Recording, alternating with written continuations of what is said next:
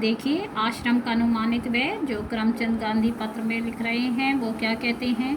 ये एक पत्र है, इसमें आश्रम के व्यय के बारे में जाना जा रहा है कि आश्रम में किन किन चीज़ों की ज़रूरत पड़ेगी। आगे देखिए, मुझे मालूम हुआ है कि प्रमुख लोगों की इच्छा यह है कि अहमदाबाद में ही यह प्रयोग 1 वर्ष तक किया जाए। यदि ऐसा हो तो अहमदाबाद को ऊपर बताया गया सब खर्च उठाना चाहिए। मेरी मांग तो यह भी है कि अहमदाबाद मुझे पूरी ज़मीन और मकान सभी दे दे तो बाकी खर्च मैं कहीं और से या दूसरी तरफ छुटा लूँगा। अब चूँकि विचार बदल गया है, इसलिए ऐसा लगता है कि 1 वर्ष या इससे कुछ कम दिनों का खर्च अहमदाबाद को उठाना चाहिए। यदि अहमदाबाद 1 वर्ष के खर्च का बोझ उठाने के लिए तैयार ना हो तो ऊपर बताए गए खाने के खर्च का इंतजाम मैं कर सकता हूँ। चूँकि मैंने खर्च का यह अनुमान जल्दी में तैयार किया है, इसलिए यह संभव है कि कुछ मदें मुझसे छूट गई हों। इसके अतिरिक्त खाने के खर्च के सिवा मुझे स्थानीय स्थितियों की जानकारी नहीं है, इसलिए मेरे अनुमान में भूलें भी हो सकती है। यदि अहमदाबाद सब खर्च उठाए तो विभिन्न मदों में खर्च इस तरह होगा जो है आगे। अब देखिए, हमने बताया कि कैसे गांधी जी बताते हैं कि भाई खाने का खर्च 10 रुपये महीने प्रति व्यक्ति आएगा।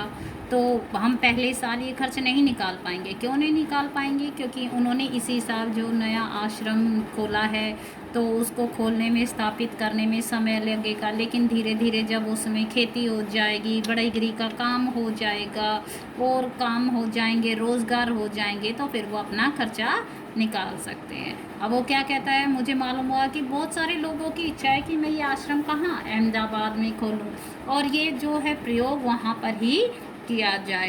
तो कहता है ठीक है, मैं आश्रम अहमदाबाद में खोलूँगा, लेकिन जब तक वो आश्रम पूरी तरह से व्यवस्थित होगा, स्थापित होगा, तब तक उसका जो है खर्चा कौन उठाए? अहमदाबाद के लोग ही उठाए। इसलिए वो कहती है यदि ऐसा होता अहमदाबाद को ऊपर बताया गया सारा खर्च क्या करना पड़ेगा, उठाना पड़ेगा, यानी सब पैसे अहमदाबाद के लोगों को ही देने पड़ेंगे। अब वो क्या कहते हैं, मेरी इच्छा तो ये भी है कि मुझे ज़मीन और मकान सभी वो दे दें और सारा खर्च मैं कहीं और से जुटा लूँगा। अब लेकिन मेरा विचार बदल गया है। ऐसा लगता है 1 वर्ष का ऐसे कम दिनों का खर्च अहमदाबाद कहता है केवल 1 साल या उससे कम दिनों का खर्चा अहमदाबाद को उठाना चाहिए। अगर खर्चा 1 वर्ष का बोझ उठाने के लिए अहमदाबाद के लोग तैयार हैं तो ऊपर बताए गए खाने का खर्च का इंतज़ाम मैं खुद ही कर लूँगा। कहता है मैंने जो ये खर्च का अनुमान है जल्दी में तैयार किया है। हो सकता है कि इसमें से कुछ मदें छूट गई हैं, यानी कुछ वस्तुएं छूट भी गई हों, और इसके अतिरिक्त जो खाने का खर्चा है मुझे स्थानीय स्थिति की जानकारी भी नहीं है कि भाई वहाँ कितने में मिलेगा या कहाँ कौन सी चीज़ सही से मिलेगी। इसलिए मेरा जो अनुमान है उसमें गलतियाँ भी हो सकती हैं।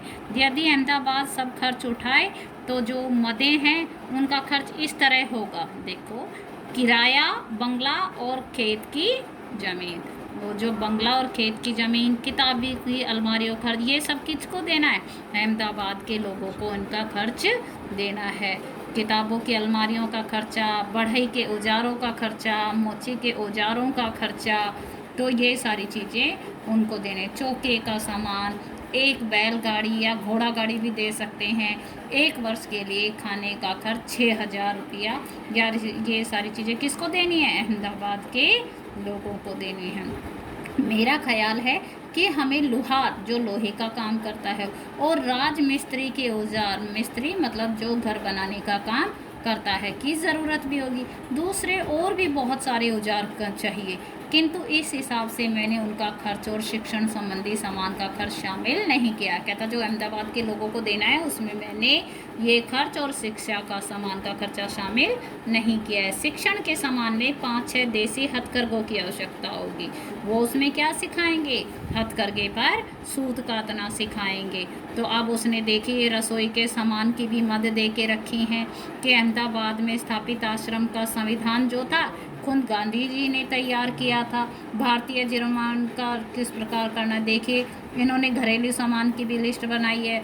4 पतीले 40 आदमियों का खाने बनाने के लिए, 2 छोटी पतीलियाँ 10 आदमियों के लिए, 3 पानी भरने के पतीले, तांबों के कलश, 4 मिट्टी के घड़े, 4 तिपैयाँ, 1 कढ़ाई, 10 रत्तल खाना पकाने के लिए, 3 कलछियाँ, 2 आटा गूंदने की परातें, 1 पानी गर्म करने का बड़ा पतीला, 3 केतलियाँ, 5 बाल्टियाँ या नहाने के पानी रखने के बर्तन, 5 पतीले के ढक्कन, 5 अनाज रखने के बर्तन, 3 तइयाँ, 10 थालियाँ, 10 कटोरियाँ, 10 गिलास, 10 प्याले, 4 कपड़े धोने के टब, 2 छलनियाँ, 1 पीतल की छलनी, 3 चक्कियाँ, 10 चम्मच, 1 करछा, 1 इमाम दस्ता, मूसली, 3 झाड़ू, 6 कुर्सियाँ, 3 मेजें, 6 किताबें रखने की अलमारियाँ, 3 दवाते, 6 काले तख्ते, 6 रैक, 3 भारत के नक्शे, 3 दुनिया के नक्शे, 2 बम्बई अहाता के नक्शे, 1 गुजरात का नक्शा, 5 हथकरघे, बढ़ई के औजार, मोची के औजार, खेती के औजार, 4 चारपहिया, 1 गाड़ी, 5 लेटरिन, 3 कमोड, 10 गद्दे, 3 चैम्बर पॉट, 4